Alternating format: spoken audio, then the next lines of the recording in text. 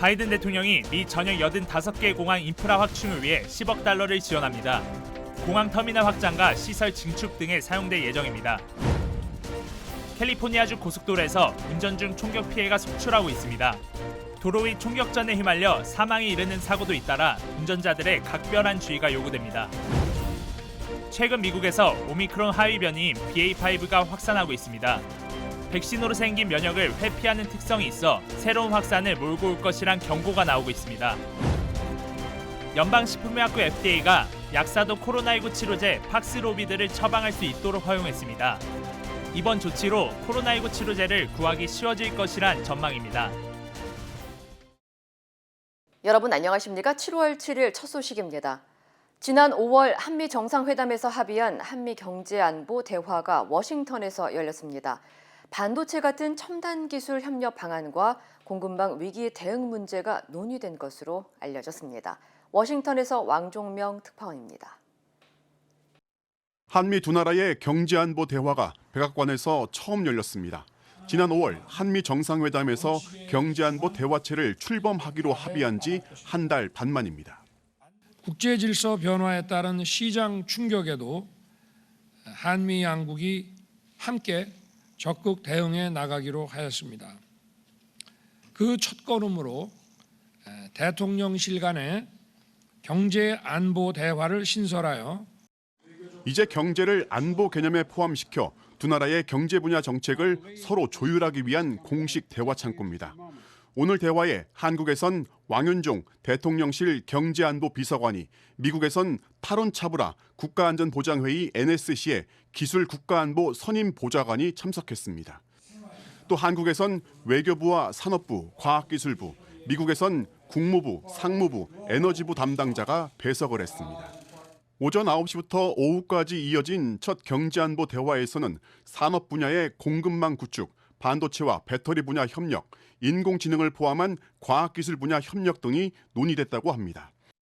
특히 미국 측에선 공급망 구축에 초점을 맞추었고, 한국 측에선 미국이 주도하는 첨단 신기술 분야의 협력 강화를 강조한 것으로 알려졌습니다.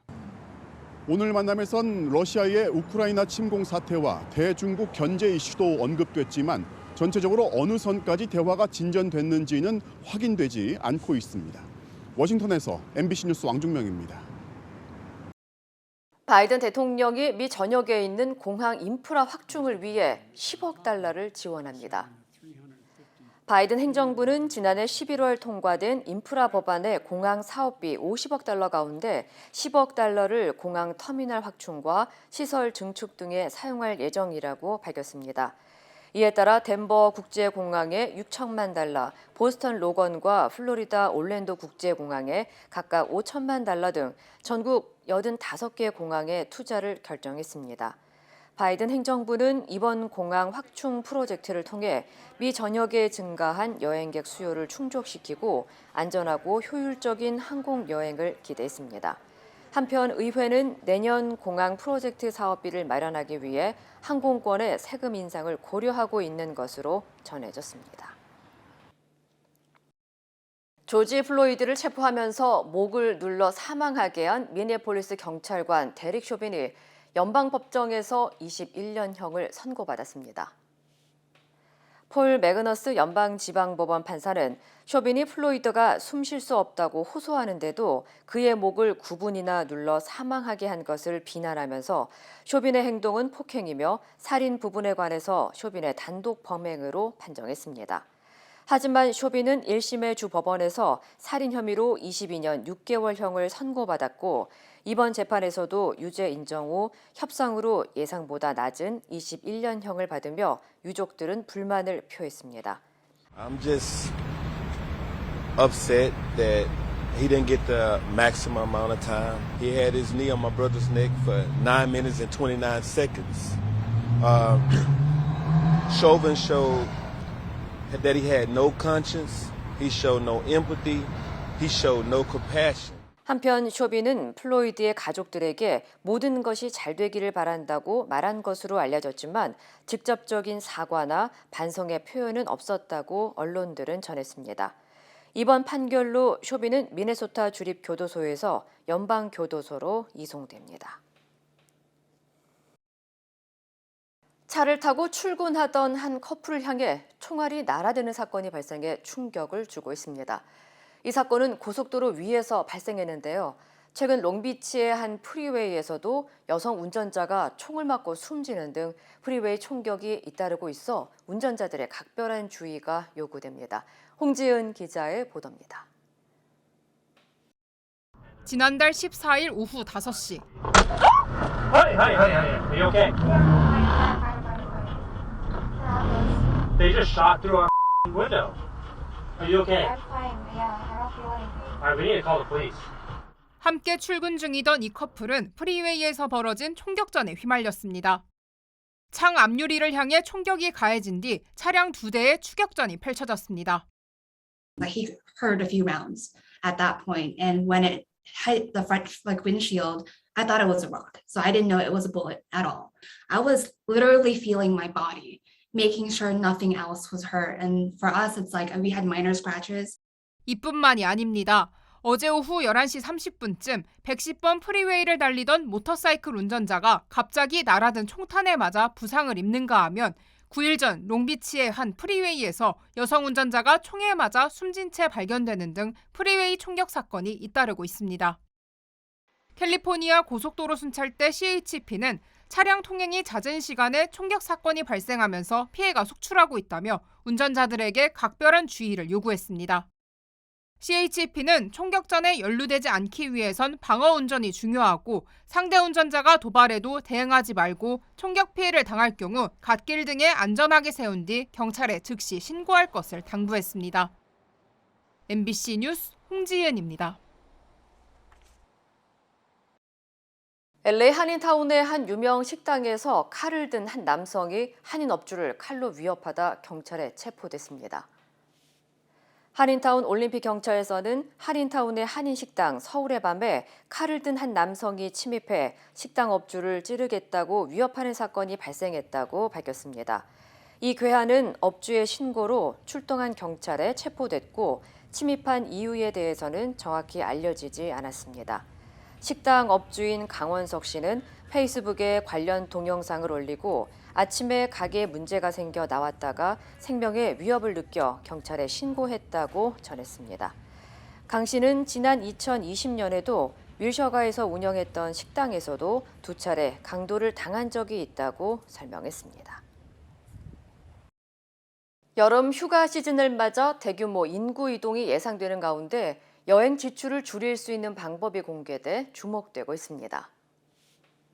컨슈머 리포트는 비행기 대신 차를 타고 이동할 수 있는 근거리 여행지를 선택하고 항공권 구입 시 구글 플라이트와 호퍼 등 가격 비교 사이트를 이용해 저가 항공권을 구입하는 것이 지출을 줄일 수 있다고 조언했습니다. 항공권 구입은 화요일이나 수요일 출발권이 제일 저렴하다고 덧붙였습니다. 뱅클레이트 업체 분석가는 기름을 넣을 때 페이백과 보상 등이 쌓이는 크레딧 카드를 주유소 앱과 연동을 하면 갤런당 10센트 가까이 할인받을 수 있고 게스버디와 게스구로 등의 앱을 통해 저가 주유소를 찾는 방법도 소개했습니다. 또 여행 지출을 최소화하기 위한 여행지로 공원과 해변 등 야외 장소를 꼽았습니다. 최근 주변에서 한 사람 건너 한 사람 확진자가 다시 나오고 있는 가운데 오미크론 하위 변이인 BA.5가 미국에서 새로운 확산을 몰고 올 것이라는 전망이 나왔습니다. 뉴욕타임즈는 현재 미국 신규 확진자의 54%가 BA.5로 알려졌다며 전파력이 뛰어나고 백신으로 생긴 면역을 회피하는 특성이 있어 우세종이 되면서 재감염으로 확산될 가능성이 있다고 보도했습니다. 또 다른 오미크론 변이인 BA.4와 합쳐지면 신규 확진자와 입원 환자의 비율은 과거 재유행 때보다 더 치솟을 것이라고 전했습니다. 여름 휴가로 관광객이 몰리고 있는 유럽에서도 재확산이 빠르게 번지면서 불안감이 커지고 있습니다. 국가별로는 프랑스가 가장 많았고 영국과 그리스가 뒤를 이었습니다.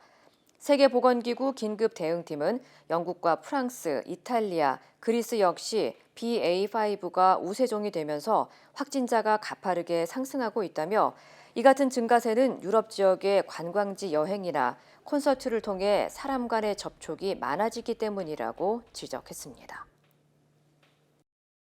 연방식품의약국 FDA가 약사도 화이자의 코로나19 치료제 팍스로비드를 처방할 수 있도록 허용했습니다. FDA는 팍스로비드를 처방할 수 있는 의료 전문가의 약사를 추가했다며 이번 조치로 환자가 코로나 치료제를 구하기 더 쉬워질 것이라고 전했습니다. 현재 의사와 간호사, 보조의사만 이 약을 처방할 수 있고 약을 구하기 위해선 처방 자격을 가진 의사를 찾은 다음 약을 배포하는 장소도 파악해야 하는 불만 사항이 제기돼 왔습니다. FDA는 약사에게 팍스로비드를 처방받기 위해선 환자는 혈액검사 기록과 복용 중인 약물의 목록을 가져가야 한다고 설명했습니다. 한편 바이든 행정부는 팍스로비드의 접근성 확대를 위해 코로나19 검사소에서 양성 판정이 나오면 바로 약을 처방해주는 프로그램을 도입하기도 했습니다.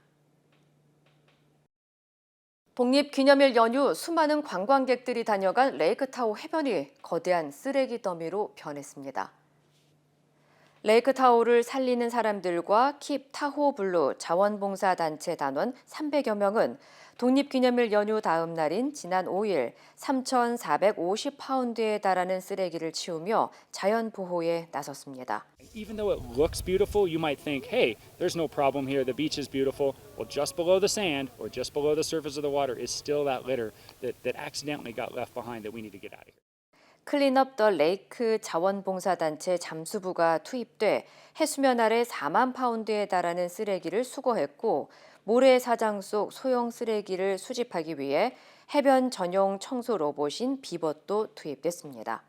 지난 2014년부터 레이크타워 인근 주민과 방문객들은 독립기념일 인파로 인한 해변 쓰레기 청소를 위한 단체를 만들어 운영하고 있습니다. 옐로우스톤 국립공원 내 실내 마스크 착용 의무화 지침이 다시 시작됩니다. 옐로우스톤 국립공원은 코로나19 재확산으로 오늘부터 2세 미만의 유아를 제외한 모든 방문객에게 실내 시설에서의 마스크 착용을 의무화한다고 밝혔습니다. 메이오 클리닉은 옐로우스톤이 위치한 와이오밍주 테톤 카운티 지역 코로나19 확진율이 10만 명당 70건으로 주내 가장 확산세가 심각한 것으로 분석했습니다. 지난해 최대 방문객이 있던 그랜드 캐년과 요세미티 등 국립공원 4곳 역시 코로나19 확진자 수가 늘어나면서 현재 실내 마스크 의무화를 다시 도입했습니다. 연방환경보호청은 국립공원을 방문하기 전에 해당 공원 웹사이트를 확인해 코로나19 대책 방침을 확인해야 한다고 당부했습니다. 대한항공이 팬데믹 이후 28개월 만에 인천과 라스베가스 운항을 재개합니다. 대한항공은 지난 2020년 3월 이후 중단됐던 인천 라스베가스 노선을 오는 10일부터 다시 운영한다고 밝혔습니다. 인천과 라스베가스 노선은 매주 수요일과 금요일 그리고 일요일 주 3회 운영하며 인천공항의 경우 오후 2시 10분, 라스베가스에서는 오후 12시 10분에 출발하는 A330 200 기종을 통해 이용할 수 있습니다. 대한항공은 이번 인천 라스베가스 노선 운영에 따라 팬데믹 이후 중단됐던 미주 노선 총 13곳의 운항을 모두 재개했습니다. 하와이에서는 세계 최대 해상훈련 림팩이 진행 중입니다. 특히 이번 훈련에는 무인 전함에 항모용 무인기 등 인공지능 기술을 이용한 미래 전력이 대거 투입됐습니다. 하와이에서 정동훈 기자입니다. 양쪽에 보조 선체를 단 날렵한 함정이 물살을 가릅니다. 적 잠수함 추적, 탐지 임무를 수행해 바다의 사냥꾼이라는 이름이 붙여진 미국 해군의 무인 전함 시 헌터입니다. 미국의 첫 무인 함정인데 최근 실전 배치된 4척 중 2척이 림팩 훈련이 한창인 진주만에서 처음 포착됐습니다. And we are working with not just U.S. ships, but multinational ships as part of the task forces that they are incorporated with for the exercise. 최첨단 스텔스 구축함도 이번 훈련에 처음으로 위용을 드러냈습니다. 건조 비용이 5조 원, 레이더엔 소형 어선 크기로 잡힐 정도의 스텔스 기능을 갖춘 데다 레이저포도 갖추어 말 그대로 미래의 군함입니다. 현재 미국 해군의 핵심 전력인 링컨호도 이번에 이례적으로 언론에 공개됐습니다. 저는 지금 항모 갑판 위에 올라와 있는데요.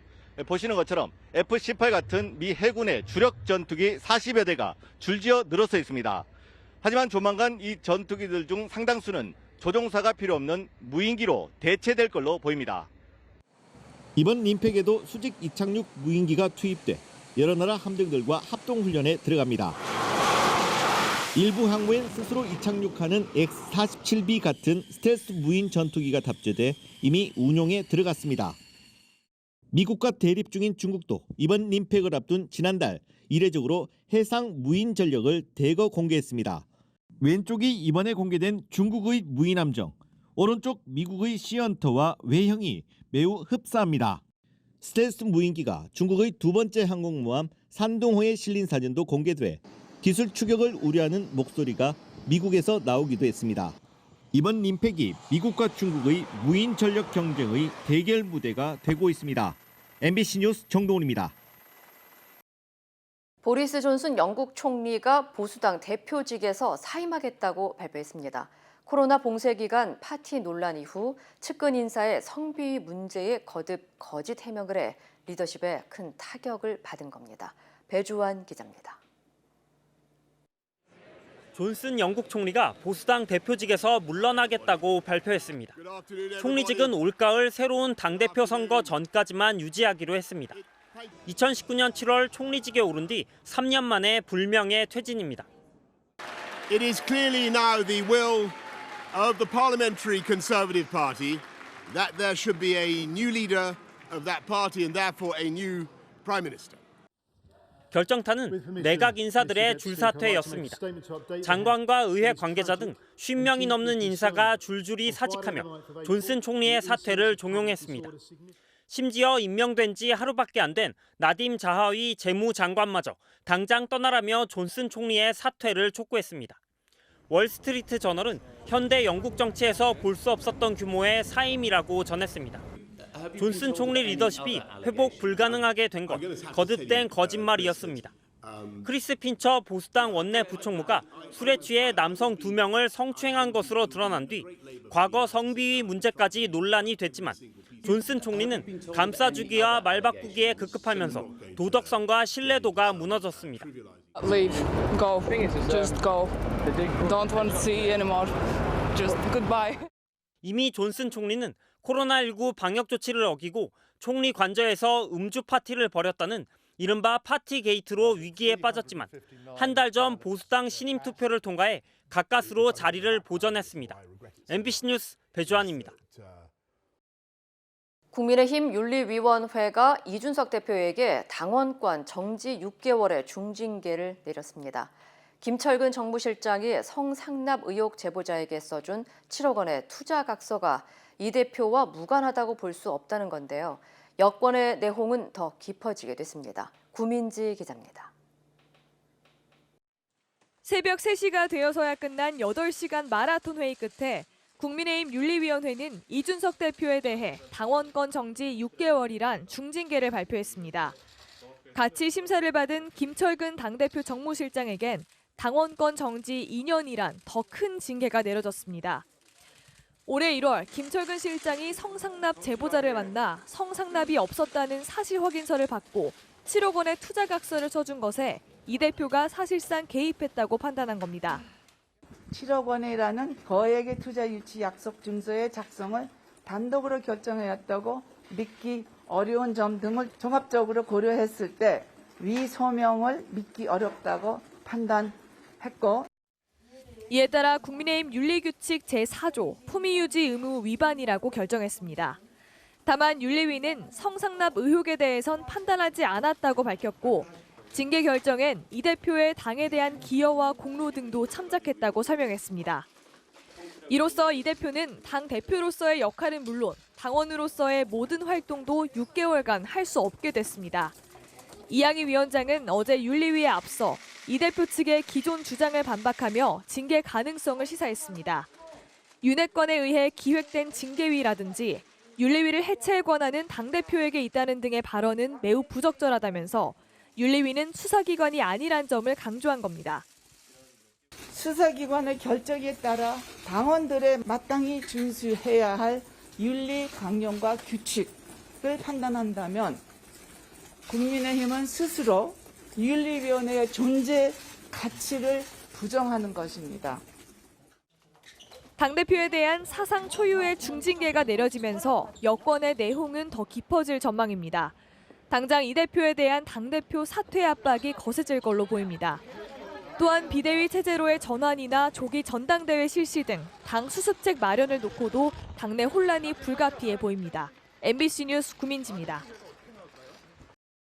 민간인 신모 씨의 대통령 순방 동행에 대해 대통령실 내부에서 문제 제기가 있었지만 알고도 강행한 것으로 MBC 취재 결과 드러났습니다. 문제 제기를 어느 선에서 왜 묵살했는지 또 의혹이 커지고 있습니다. 이기주 기자입니다. 지난달 초 나토 순방 준비를 위한 정부의 사전 답사팀이 스페인 마드리드에 약 일주일 동안 다녀왔습니다. 민간인 신모 씨도 이때 답사팀에 포함돼 있었습니다. 이후 대통령실 내부에선 소문이 돌기 시작했습니다. 신분과 소속이 명확하지 않은 한 여성이 스페인 마드리드 현지에서 외교부와 대통령실 직원들을 상대로 여사의 일정과 동선을 챙겼다는 것. 그러자 이 사실을 알게 된 일부 대통령실 직원들이 당시 문제의 소지가 될 수 있다는 의견을 최소 2가지 이상의 경로로 윗선에 보고했던 것으로 MBC 취재 결과 드러났습니다.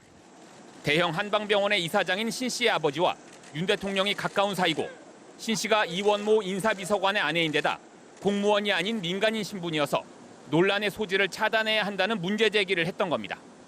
하지만 이 같은 문제 제기는 받아들여지지 않았고 대통령실은 신 씨의 1호기 탑승과 순방 동행을 강행했습니다.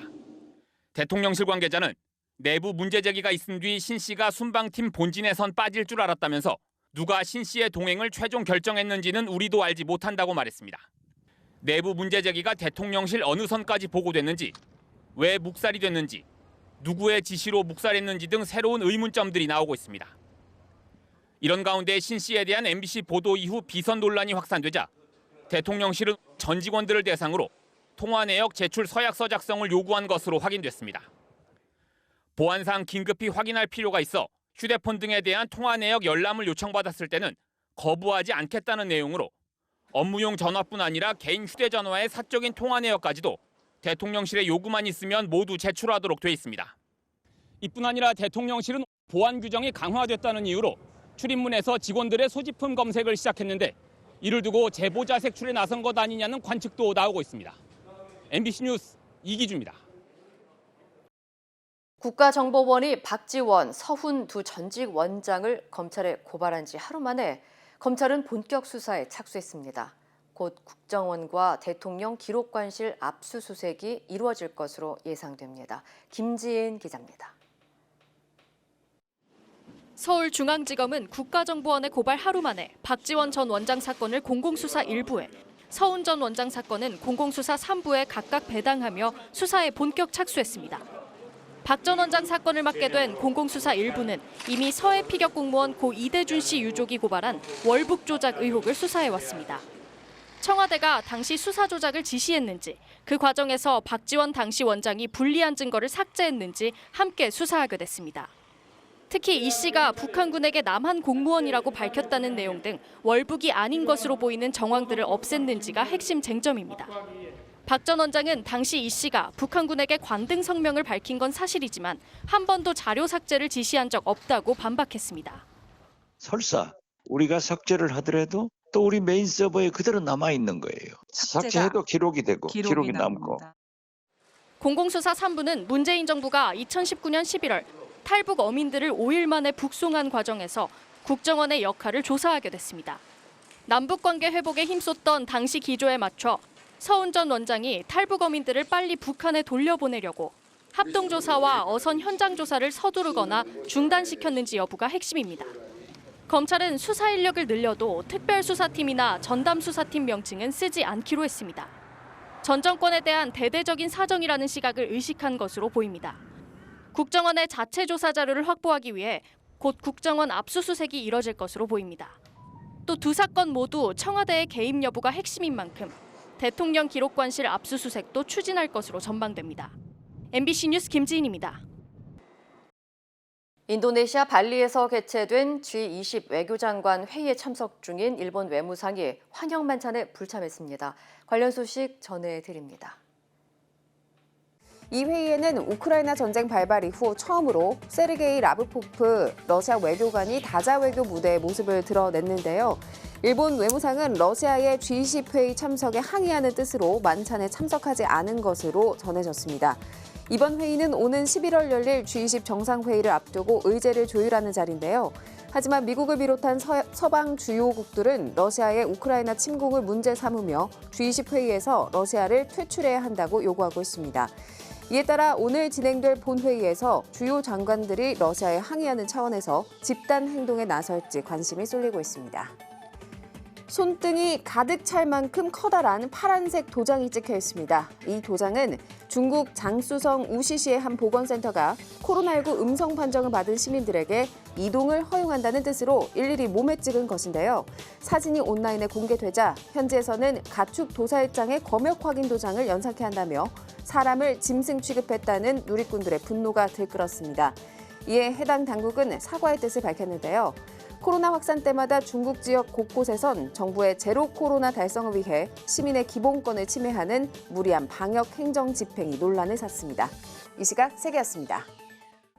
인터넷과 SNS에서 화제가 된 소식들 알아보는 투데이 와글와글입니다. 지난해 소백산에서 방사됐던 멸종위기 야생생물 1급인 붉은 여우가 200km 거리를 이동해서 부산 해운대 야산에서 발견됐습니다. 최근 부산 해운대 한 야산에 지난해 12월 소백산에서 방사됐던 2살배기 수컷 여우가 나타났습니다. 이 여우는 최초 방사지 소백산 일원에서 머물다 동해를 거쳐 태백산맥을 따라 내려와 부산 해운대구 한 야산에 한 달 넘게 서식 중인데요. 국립공원 연구원 관계자는 여우가 이곳에 정착한 이유에 대해 야산 곳곳에서 발견된 길고양이 먹이 덕분이라고 추정했습니다. 장거리 이동은 여우의 특성이지만 야산이 서식지로 적합하지 않아 포획을 시도하고 있다는데요. 여우가 발견된 곳이 도심과 인접해 있고 산책하는 시민들과 차량이 많아 로드킬 위험 때문입니다. 환경부는 여우는 공격성은 없지만 경계심이 많아 먹이를 주지 말 것을 당부했습니다. 중국의 한 마을에서 고대 유물이 무더기로 출토됐는데요. 하루 만에 절반이 도굴되는 충격적인 사건이 벌어졌습니다. 중국 저장성의 한 주택 공터에서 연장을 들고 뭔가를 찾는 사람들, 고대 화폐가 발견됐다는 소식을 듣고 도구를 위해 벌떼처럼 몰려든 건데요. 알고 보니 이달 초 이 마을에서 수도관 개조 공사를 하다가 무게 262kg에 달하는 송나라 동전이 무더기로 발견됐습니다. 무덤이나 고분은 발견되지 않아 부장품일 가능성은 적지만 추가 조사가 필요한 상황이었는데요. 그런데 관리 감독이 소홀해진 틈을 타서 주민들이 동전을 도굴에 달아나고 있었던 겁니다. 관리부처가 발굴 작업을 서둘렀지만 실제로 부처로 이송된 화폐는 96kg, 당초 예상했던 양의 절반 이상을 도굴당했는데요.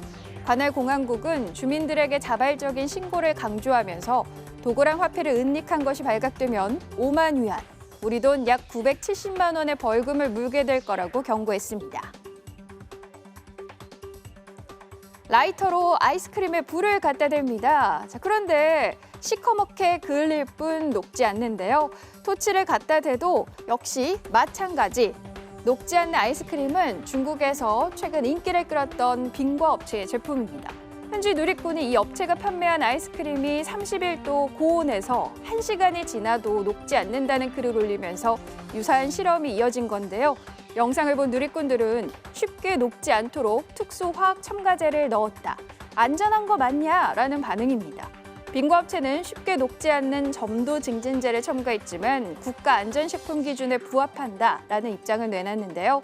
하지만 해명에도 논란이 커졌고 결국 빙과업체의 본사가 있는 상하이시 당국은 해당 사건을 주목하고 있다며 관련 부서에 품질 검사를 통보했다고 밝혔습니다. 투데이 와글와글이었습니다.